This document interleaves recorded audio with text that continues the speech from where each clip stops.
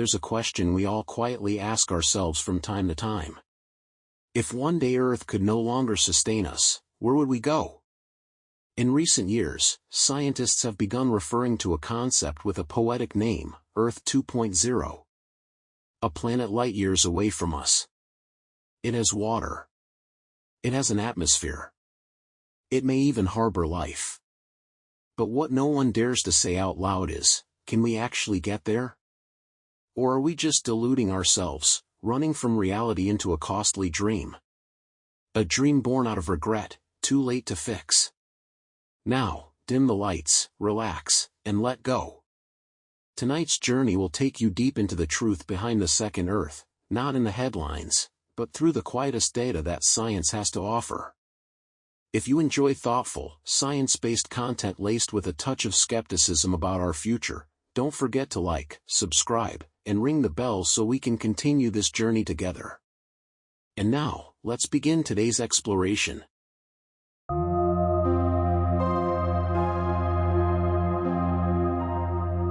Ever since the dawn of the space race, humanity has dreamed of setting foot among the stars, becoming a multiplanetary, spacefaring species. Science fiction works were born to satisfy the curiosity and imagination of writers and space enthusiasts alike. From Dune to Star Trek and Star Wars, they all pointed to one thing: we've longed for the stars for a very, very long time. So how far have we actually come in our conquest of the galaxy? In 1610, Galileo Galilei turned his telescope toward the sky and discovered distant celestial bodies, what we now know as the Galilean moons. Since then, countless discoveries about the universe have unfolded, from invisible planets like Neptune to complex equations that eventually launched us into space aboard machines like the Saturn V rocket. And no one can forget Einstein's famous equation, E=mc², which helped us understand energy, mass, and how the universe works at its most fundamental level. With technology advancing at an unprecedented rate, maybe it's time we ask, are we truly ready to leave Earth and settle on another planet? Of course, most of us are ordinary people, living and working day by day, focused on survival, not saving humanity. So who is asking that question? Who is leading the charge for Earth 2.0? Humanity has a fairly specific vision of what we'd call a second home. It would likely be a planet similar to Earth, with land, skies, and maybe even oceans. We'd grow strange, exotic plants. Raise bizarre but fascinating creatures. Live within an ecosystem that would demand high-tech tools to help us adapt to the atmosphere and conditions of that world. Places like these have appeared countless times in science fiction. You probably already thought of Pandora from Avatar or Arrakis from Dune. The reason such planets, or moons like Pandora, feel so familiar is because our knowledge and imagination still stem from the world we currently live in. If you were born and raised in the mountains and had never seen the sea, imagining a life spent fishing and rowing instead of farming or hunting would be incredibly difficult. Conversely, for someone who's spent their entire life at sea, picturing a life atop towering peaks would be just as unfathomable. And that's only when imagining a different type of environment. We haven't even touched on the concept of imagining an entirely new species. This is where the word alien becomes relevant. In common English, alien usually refers to extraterrestrial beings. But its original meaning is foreign, something unfamiliar to our land or understanding. Alien can refer to an unknown place, a foreign culture, or beings so outside human comprehension they defy imagination. As mentioned before, we humans aren't necessarily great at pure imagination. We tend to only visualize what we already know. For instance, if you were to describe a horse to someone who's never seen one, you'd likely compare it to another four-legged animal. That person might then imagine a cow with long hair and a fancy tail. That's the starting point of human imagination, trying to describe the unknown by relating it to something familiar. We always try to translate the foreign into terms we can understand, perceive, and share. But alien is still alien, it remains unfamiliar. In other words, until we actually see it with our own eyes, everything out there is a giant question mark that we cannot answer on our own. So, no matter how entertaining or logically constructed science fiction might be, it's still just like the parable of the blind men describing an elephant. One says the leg is like a pillar, another says the trunk is like a broom, each describing only a piece in the dark. Simply put, we know nothing about the outside world. Every imagination, every description, every notion of life out there is incorrect until we are there ourselves to see, to document, and to study. Why do we bring this up just before diving into our journey to explore the cosmos and search for a new home? The reason is simple: human beings, and our small, limited brains, are incapable of creating entirely new concepts that aren't somehow rooted in what we've already experienced. And that, right there, will be our greatest obstacle in the quest to find extraterrestrial life, or even to locate a new home for humankind. Our journey into space started quite early. Even before literature existed, we already had astrology. Humanity had long looked up at the night sky and wondered, what mysteries lie beyond? When telescopes were invented, we looked closer, began to draw charts, make calculations, and try to answer those ancient questions for ourselves. And eventually, we developed the technology to send humans skyward, to set foot on celestial bodies our ancestors could only dream of. So what's the next step? We'll study the stars and hope the next generation will reach them, right? That's the hope held by the astronomers at NASA, those leading a program called Discovery. In 1989, the Solar System Exploration Division came together to plan a strategic investment roadmap for space exploration in the final decade of the 20th century.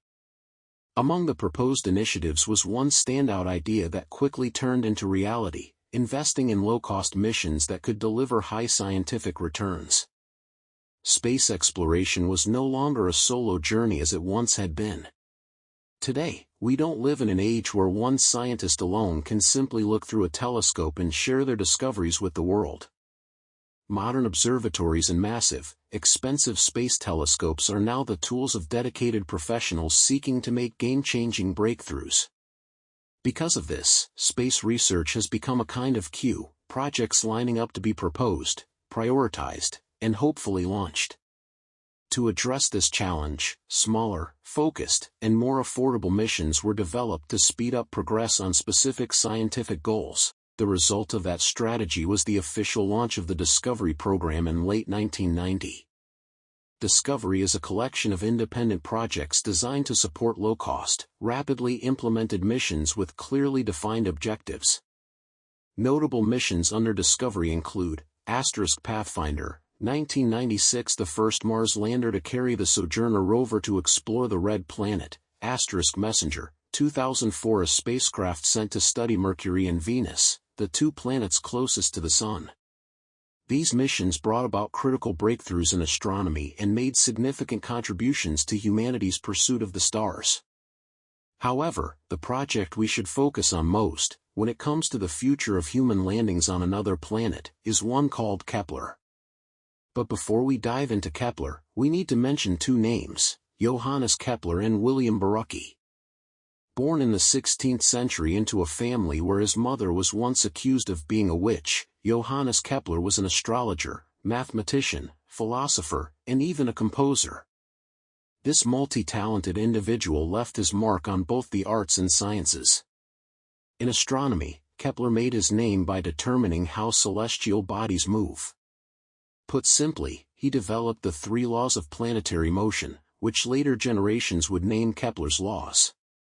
Thanks to his work, we now understand that planets don't orbit the Sun in perfect circles, but rather in special ellipses. For Kepler, a planet's orbit is an ellipse with two foci, one of which is occupied by the Sun. His discoveries not only revolutionized science in his day but also laid the foundation for calculating the trajectories of future missions to the Moon, planets, and the Sun itself. But that wasn't the full extent of his brilliance. Kepler contributed far more, helping advance scientific thought and deepen our understanding of the cosmos. Because of this, future generations honored him by naming various scientific achievements after him, including one of the most iconic space missions, the Kepler Space Telescope. And this brings us to William Barucki. William Borucki is an American physicist who once helped develop the heat shield for the Apollo re-entry vehicles, the program that brought humans to the moon in the 1960s. But his journey with space didn't end there. By the 1980s, he had shifted his focus toward the search for planets outside our solar system.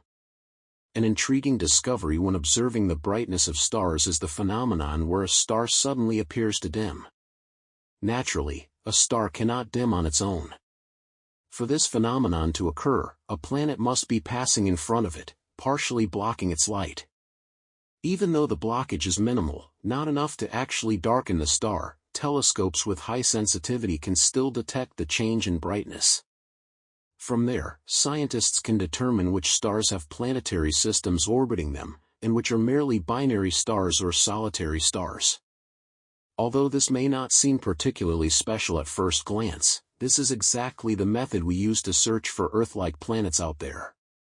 By studying how a star flickers, we can calculate its distance, size, and even the number of planets orbiting it. This leads us to a crucial question: is that planet located in the habitable zone?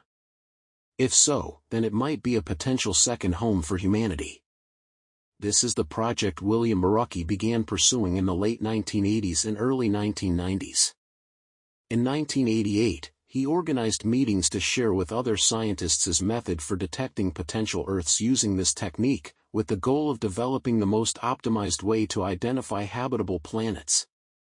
After a period of research and collaboration, he and his colleagues designed the first model to detect such planets, a space telescope with a highly sensitive eye capable of detecting the smallest variations in light, which could potentially signal the presence of new life. Borucki's small project eventually became one of the key proposals at the Discovery Program meeting at the end of the 20th century. Not long after, the Kepler project was officially established. Kepler was NASA's 10th mission in the Discovery series. It was a space telescope in Earth's orbit, tasked with observing thousands of stars, measuring their brightness, and identifying potential exoplanets, planets outside our solar system that could support life. The project was named after the brilliant scientist Johannes Kepler and was directed and led by William Borucki. On March 7, 2009, Kepler was launched into Earth's orbit and began its astronomical mission. Its job was to monitor approximately 100,000 stars in the Milky Way, specifically stars with characteristics that support Earth-like life.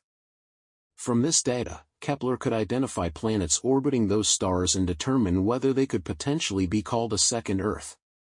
Within its first 6 weeks of operation, Kepler quickly discovered 5 potential planets, named Kepler 4b, 5b, 6b, 7b, and 8b. In the following months, promising signals continued to pour in. One of the most surprising discoveries was Kepler 9, a planetary system where multiple planets passed in front of the same star. This finding came after Kepler had observed more than 156,000 stars over 7 continuous months. However, it wasn't the sheer number of stars that astonished the scientific community. We've always known the sky is filled with countless stars, likely numbering in the trillions. What was shocking was that Kepler proved there are even more planets than stars. This discovery fundamentally changed humanity's perspective on the existence of life beyond Earth. With that many planets, surely there must be somewhere suitable to relocate, right? Through Kepler's lens, we learn that this galaxy is filled with planets similar in size to Earth. Between 20% and 50% of planets in our galaxy have sizes close to that of Earth. Even more promising is that many of them fall within the Goldilocks zone, not too hot, not too cold, receiving just the right amount of energy from their host star. This is a very hopeful sign for life. Over its 9+ years in orbit, Kepler observed 500,000 different stars and discovered 2,600 potential planets that could become our second Earth. All of these planets fall within the safe zone and are the top candidates when it comes to humanity's future relocation plans. For this reason, scientists have given them a common name, extrasolar planets, meaning planets outside our solar system, abbreviated as exoplanets. The most promising exoplanets discovered by Kepler make up a rather long list, but the standout names include Gliese 667cc, Kepler 22b, Kepler 69c, Kepler 62f, Kepler 186f, Kepler 442b, Kepler 452b, Kepler 1649c, and finally, the particularly special Proxima Centauri b. With so many filtered and shortlisted planets, surely one of them has to be a viable new home, right? Before answering, let's go through each notable planet one by one. First up is Gliese 667cc. This planet is located 22 light-years from Earth and has a mass at least 4.5 times greater than Earth. What sets it apart isn't its mass, but its speed. 1 year on Gliese 667cc lasts only 28 Earth days. Living there, you'd be celebrating New Year's every month. However, the most troublesome aspect isn't its speed, distance, or weight, it's the star it orbits. Unlike Earth, Gliese 667cc is tidally locked and orbits a red dwarf. Different from our Sun, a stable G-type star, red dwarfs have extremely strong magnetic activity. This means that a solar flare from a red dwarf can be 1,000 to 10,000 times more destructive than those from our Sun. So even though it lies within the Goldilocks zone, Gliese 667cc is an environment with extreme radiation and very dangerous to life as we know it. However, that's still not the biggest issue. Red dwarfs have weaker gravity than main sequence stars, so for planets like Gliese 667cc to stay in orbit around them, they have to be much closer, sometimes even closer than Mercury is to the Sun. That means for these planets to support life, they have to live very near to death. And if we consider that ideal living conditions, maybe it's time to reevaluate humanity's purpose. Is it to thrive, or to self-destruct? Unlike Gliese 667cc, Kepler 22b orbits a star quite similar to our Sun. However, this planet is 2.4 times larger than Earth. Gliese 667cc is easy to dismiss because it orbits a red dwarf, so we can set aside its mass. But with massive planets like Kepler 22b, we must seriously consider the survivability of humans landing on them. Gravity plays a critical role in life. Whether we realize it or not, humans, and all living beings, have evolved to suit the gravitational acceleration of 9.8 meters per square second that Earth provides. That means eating, sleeping, breathing, moving, all operate within that limit. The moment we leave that condition, every basic function changes drastically. With Kepler 22b's massive gravity, sleeping would feel like someone crushing you every night.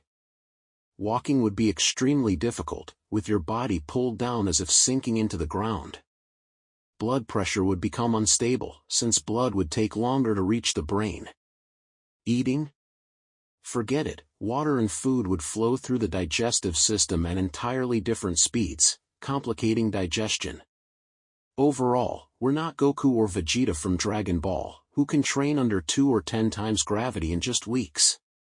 Adapting to such conditions would require an entire evolutionary process, generations of humans slowly adapting through genetic modification over hundreds of years.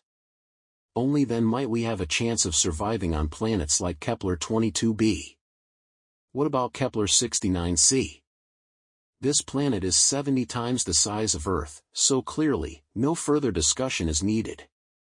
Kepler 62f is 40 times larger than Earth, enough to break your back just by stepping on it. Kepler 186f is more modest, only 10% larger than Earth. This one has much better potential than the previous three. Unfortunately, it too orbits a red dwarf, so it remains on the list of deadly planets. As for Kepler 442b, now we have a completely different story. It's about 33% larger than Earth, an acceptable margin, though still a big gamble. What makes Kepler 442b promising is its orbital position around its star. It sits at just the right distance to receive enough light for photosynthesis, which is crucial if we ever hope to find a true second Earth. However, Kepler 442b is 1,194 light-years away. And that's a frustrating deal-breaker for Earth 2.0. Distance in space is something easily overlooked, making space travel seem far more feasible than it actually is. 1 light-year is the distance light travels in 1 year, about 9.46 times 10 superscript 1 superscript 2 kilometers. That number is hard to visualize. In daily life, we never consider how far light travels because distances are too small. But in the vastness of space, distance is a different story entirely. Light from the sun takes 8 minutes to reach Earth. This means if the sun vanished, we'd only know 8 minutes later. And even that distance is tiny compared to the rest of the universe. To travel 1 light-year, even with NASA's current spacecraft traveling at 28,000 kilometers per hour, we'd need 37.2 years. How many 10-year spans do we get in a lifetime? To reach Kepler 442b, we'd need 1,194 by 37.25 years, over 44,450 years. By the time the spacecraft arrives, everything on board will have turned to dust, if the ship itself hasn't disintegrated already. The final planet in the Kepler chain is Kepler 1649c, located 300 light-years away.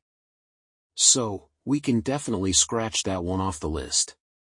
So what about Proxima Centauri b? This is another interesting story. Unlike the previously mentioned planets, Proxima Centauri b orbits the closest star to the Sun, located just 4 light-years away from us. If we stubbornly try to ignore that daunting distance, is this planet any more promising? The answer is still no. The reason is that Proxima Centauri b is so close to its central star that even Mercury, the closest planet to the Sun, seems like a more viable option. In the end, among the countless planets Kepler has discovered, the promising results so far are still disappointing. Even the nearest planet is still too far and too terrifying. Meanwhile, those farther away could contain hellish conditions or massive solar storms. And that's us still looking at the universe through rose-colored glasses. Because what makes us believe that these planets are rocky worlds? What makes us think they aren't just flaming hot Mercuries like Ghost Rider? What makes us think they aren't barren, dusty wastelands like Mars? To this day, all we have are numbers, records of places so far away that humanity might never reach them, long before the universe expands to the point where we can no longer leave the solar system. So what is Earth 2.0? At its core, it's the result of brilliant research by a team of geniuses whose minds operate beyond our expectations. But in essence, it's still just a dream. A rather fantastical dream about a place we don't know if it's round or square, smooth or jagged. Meanwhile, humanity is destroying the only home it truly has. So is the search for a second home even worth it? Can 2 people truly give birth to all of humanity? This isn't a sarcastic question, it's a constructive one. Let's say we somehow manage to send people to another planet, where we can build houses and begin a new life. How many people would we actually need to build a thriving and sustainable new society? When explaining the origin of humanity, almost every mythology starts with 2 people, 1 man and 1 woman, who together give birth to a multitude of children. The most well-known example is Adam and Eve. Because if Adam and Eve were the first humans, then everyone on Earth would have to be their descendants. That means, in some way, Adam and Eve gave rise to the entire human race. Of course, this is a mythological tale, and we shouldn't judge it as literal truth. But let's run the numbers anyway. If Adam and Eve really did give birth to humanity, what would that look like? First, let's assume Adam and Eve have biological functions similar to those of modern humans. We can generously expect Eve to live to 100 years old, but she would likely only be able to conceive children up to around 56 or 60 years of age due to menopause. However, let's be optimistic and assume she can pull off a miracle like Amadi Mama in India, who gave birth at 73 through IVF. If Eve could become pregnant every year starting from puberty, say at age 12 or 13, then she could give birth to around 70 children. Can we increase that number? Of course. If we're really optimistic, Because, after all, we're talking about Adam and Eve living to 100 and having kids at 13, let's say Eve gives birth to twins each time. That would give us about 140 children. Now, after 100 years, humanity consists of 142 people, Adam, Eve, and their 140 children. Then what? We quickly run into a dead end. No matter how optimistic we get, no matter how rosy our perspective, after 100 years, our new planet would probably need to be named Alabama. And to continue producing the next generation, Adam and Eve's children would inevitably have to marry their own siblings. If the gender ratio is 50-50, they could form around 70 new families. However, this goes beyond a population issue. Regardless of whether the population is 70 or 140, the genetic material of these children would still be half from Adam and half from Eve. Whether we like it or not, they would carry a high risk of producing offspring with recessive or harmful genes. The next generation would face a high mortality risk due to an inability to withstand the living environment, or, in some cases, might not even be born at all. Of course, with extraordinary luck, some children might be born with just the right mix of genes, free from defects or recessive traits. But to produce the generation after that, their options would still be very limited. The genetic filter continues to spin. Even the luckiest of children would be forced to marry their own siblings, uncles, aunts, or cousins just to continue the lineage. This is the most optimistic scenario, offering the highest survival chance that we can draw up for Adam and Eve if we were to place them on a new planet and expect them to repopulate it. All things considered, this is neither a smart path nor a humane future for humanity. We can't invest in an incredibly expensive journey only to have humanity on the new planet collapse within 100 years. By now, we should realize that 2 people are not a reasonable number to reboot humanity. So, how many people would be enough? This question isn't new, it's been debated in scientific circles for a long time. And naturally, the answer isn't simple. To reach the nearest star, Proxima Centauri b, even traveling at 1% the speed of light would still take about 400 years. That means a single generation of crew cannot survive the journey.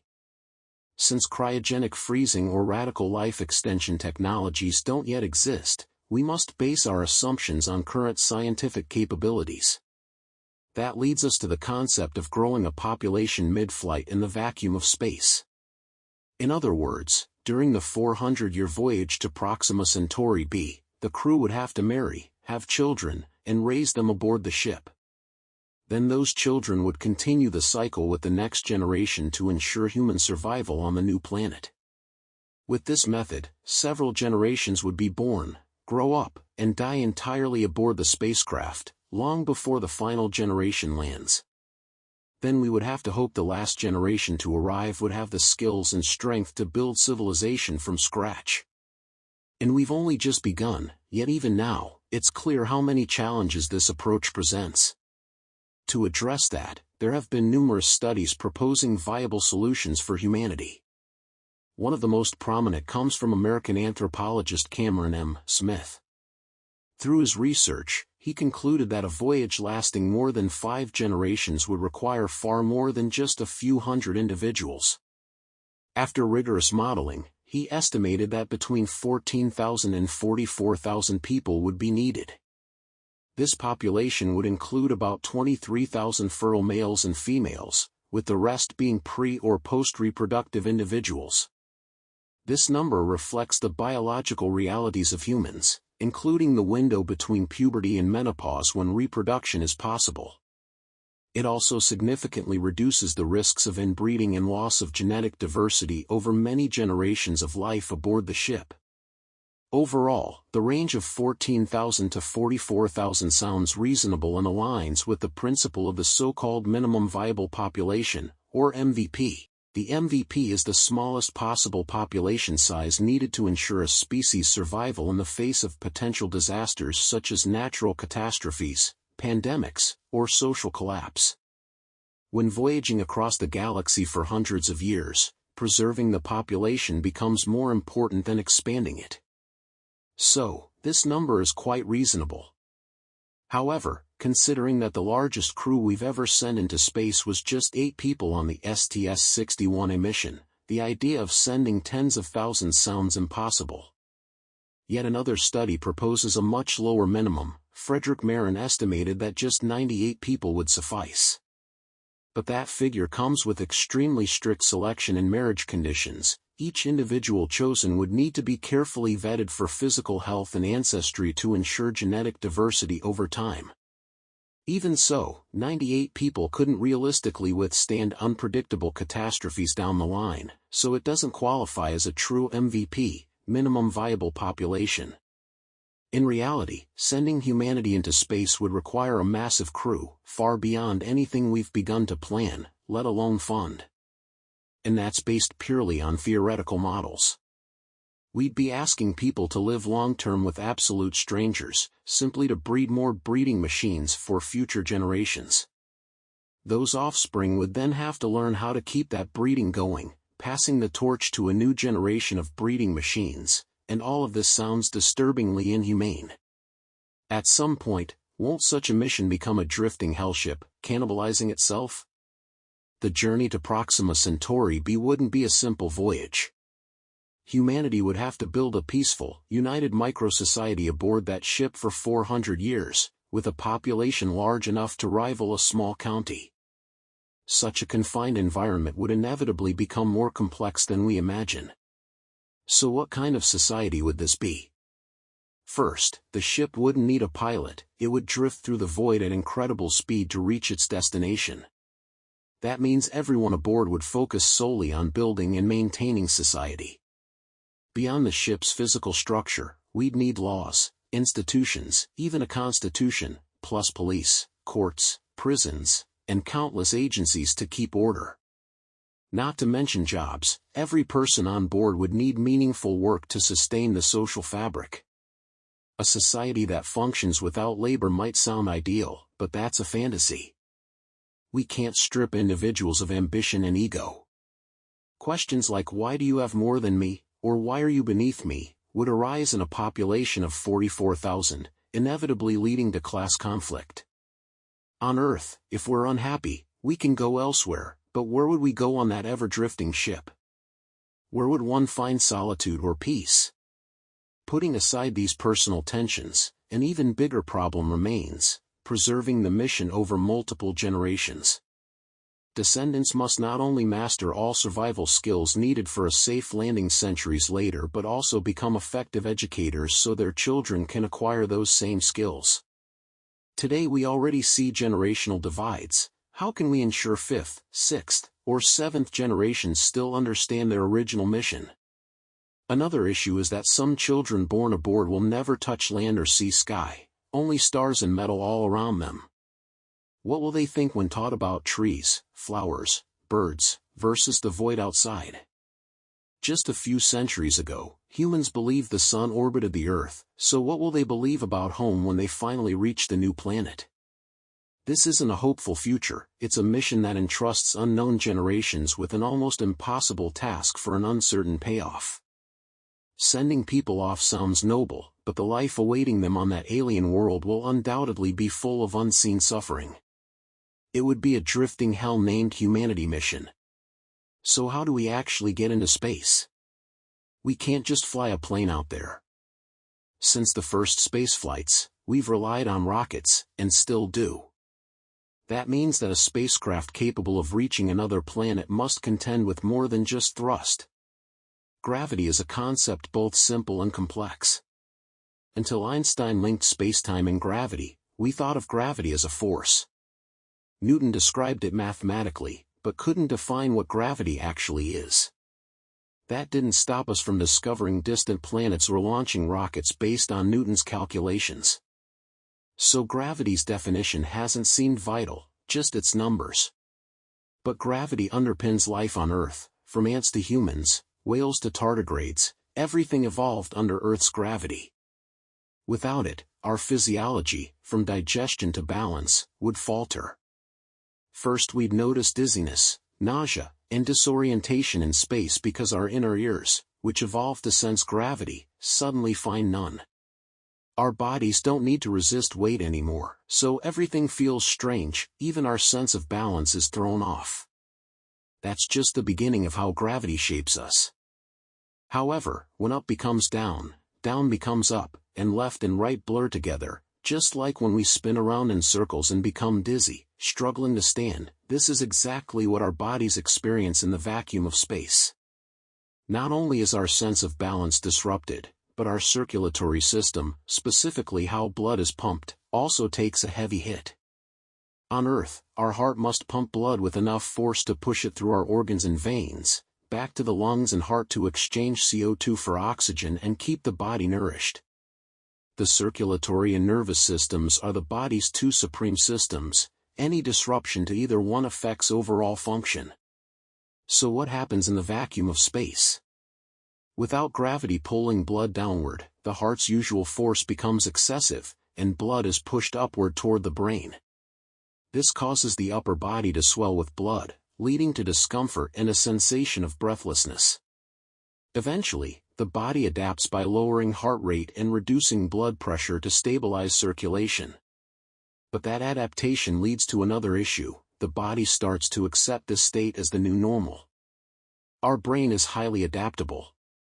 Within just a few weeks of eating and exercising differently, the body builds muscle accordingly. In microgravity, the body assumes that pumping less blood is the new standard and gradually reduces heart muscle mass to conserve energy. In essence, since the heart no longer needs to work as hard, it begins to weaken, making the return to Earth's gravity a painful ordeal for astronauts. But that's not all. The cardiovascular system isn't the only one reliant on gravity. Our digestive and excretory systems are also deeply affected. Eating, drinking, and excreting all depend on gravity. Our internal sensors detect pressure changes caused by food or fluids settling due to gravity. Why do we feel full? Because the weight of the food presses down in the stomach, pulling it slightly, signaling the brain to stop eating. Why do we feel the urge to urinate? Because the full bladder becomes heavy, triggering sensors to tell the brain it's time to go. The same applies to the intestines, which inform the brain when it's time to release passengers from the digestive train. But in microgravity, food and digestive fluids float freely inside the body. The stomach doesn't feel pressure, so the body can't tell whether it's full or still hungry. As for the bladder, urine floats, never collecting or weighing down, preventing the brain from receiving any signal of urgency. The same occurs in the intestines, where peristalsis is disrupted due to the absence of gravity's downward flow. As a result, we only realize we're full after overeating, and we only feel the urge to urinate or defecate after several days without relief. Of course, this dull bodily awareness isn't good. Prolonged stress on these systems leads to digestive, urinary, and intestinal problems. But even this isn't the worst part of space travel. We are born and raised in a world where our bodies are built to resist gravity. That's how we move and function. So when we're no longer fighting gravity, parts of our body optimized for motion and resistance begin to deteriorate. The first of these is muscle mass. Just like the heart, skeletal muscles begin to shrink over time. On Earth, every step requires muscles to push against gravity, but in space, there's no need for that exertion. Without resistance, muscles atrophy. And it's not just the muscles. Gravity also maintains bone density. According to a study on the effects of space travel on bone metabolism conducted by the universities of Florence and Siena in Italy, the constant gravitational pull signals the brain to reinforce the skeletal structure with greater density to preserve strength. They have never experienced gravity and might never know what it feels like to run, jump, or even swim. And by the time the generation that finally lands on a planet arrives, those descendant children will have to hope for a miracle, that they can somehow adapt to a new planet, new gravity, new ecosystems, and potentially hundreds of thousands of unknown diseases that not even their grandparents have encountered. So, the spacecraft carrying humanity into space will need to create gravity, right? Then what would artificial gravity look like? In science fiction films featuring astronauts venturing into space, we often see technologies like artificial gravity activated with the push of a button, like a light switch, and suddenly, the crew floats weightlessly because gravity is turned off. However, this concept remains entirely in the realm of science fiction and has yet to cross into the domain of near-future science. So, if we talk about near-future science, with our current level of technology, do we already have artificial gravity? The answer lies in Einstein's description of gravity. According to Einstein, if a person is in a closed room accelerating vertically at a rate equal to Earth's gravitational acceleration, they would feel as if they were standing on solid ground. This is because gravitational acceleration determines the sensation of gravity. Earth's gravity pulls with a force equivalent to an acceleration of 9.8 meters per second squared. Therefore, if we can generate a force that accelerates at that rate, then, at least in theory, we've created artificial gravity. But, how would we actually do that? Anyone who has ever visited a large amusement park and experienced thrill rides has already felt this form of artificial gravity, and yes, it's real. There's a natural force we encounter daily called centrifugal force. It helps us spin dry laundry, it powers the tricks we do with nunchucks, and sometimes even yo-yo tricks. But what does this have to do with artificial gravity? When we jump onto those giant spinning rides, we feel as though we're being pulled outward. Centrifugal force is capable of pulling objects in a direction opposite to gravity. If we could direct that centrifugal force toward our feet, we could generate artificial gravity. That was the original idea of many scientists. They designed conceptual living spaces in space where centrifugal force would be the dominant mechanism. In this model, the entire spacecraft is shaped like a spinning cylinder. Because the cylinder rotates, anything inside would experience centrifugal force. And if the cylinder spins fast enough, the force generated could create an acceleration equivalent to the gravitational pull we feel on Earth. This idea was proposed by physicist Gerard K. O'Neill, who outlined it in his 1976 book The High Frontier, Colonies in Space. His concept involved collecting materials from outer space and assembling them into a massive rotating cylinder to generate artificial gravity. This would allow humans to live in space without worrying about the harmful effects of the vacuum environment. This idea was showcased in Interstellar, becoming the refuge for humanity after Earth became too difficult to inhabit. Hearing this concept, we might feel hopeful for humanity's future. Just journey into space, find materials, assemble the structure, and we'll have a habitat to shelter us as we venture beyond Earth, right?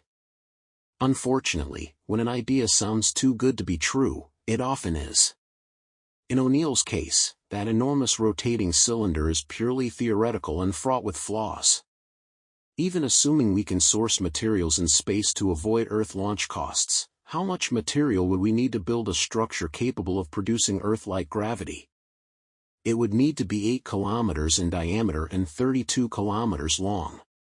To grasp that scale, compare it to the Burj Khalifa at just 828 m tall. So building a tube 8 kilometers wide and 32 kilometers long?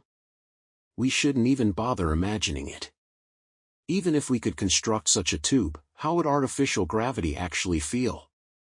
If we stand inside, we'd sense centrifugal force pulling us down. But interactions complicate things. Toss a tennis ball against the rotation and it drops at our feet, toss it with the rotation and it could fly hundreds of meters. Daily life in that environment would be full of such strangeness, but even minor oddities like that don't compare to the bigger issues. Our ears, vital for balance, would be constantly reminded we're in a spinning cage. Anyone with vestibular sensitivity would quickly become ill. And beyond these quirks, does the tube ensure humanity reaches another planet? No. It's not steerable, incapable of complex maneuvers like current spacecraft. It's also vulnerable. Any collision with a micrometeorite could tear it apart, or slight changes in its spin could cause it to tumble and destroy its own ecosystem. So are we ready to gamble the lives of tens of thousands and massive resources on building this rotating cylinder? There's also the Stanford wheel, proposed by NASA, essentially a rotating ring instead of a cylinder. It's a worthy alternative, but it shares all the same theoretical flaws. NASA even proposed testing an artificial gravity wheel on the ISS for $100,000, but that was dropped due to potential risks to the station. So what do we have? A theoretical tube in space that could simulate gravity, and that's it. No real spacecraft capable of carrying humans to another world. Even if such a craft could be built, it wouldn't be practical. So is interplanetary travel just science fiction? Probably yes. We shouldn't place too much hope on fleeing Earth for another home. Humanity has only one home, and we're currently damaging it. That's the story of humanity's prospective ship to another planet, fanciful and dreamy, but not something to bank on. Instead of waiting for a new home, we should focus on cleaning and caring for the one we have. What do you think? Share your thoughts in the comments below. If you enjoyed this video, please like, subscribe, and turn on notifications so you won't miss future content. Thank you all for listening, and see you next time.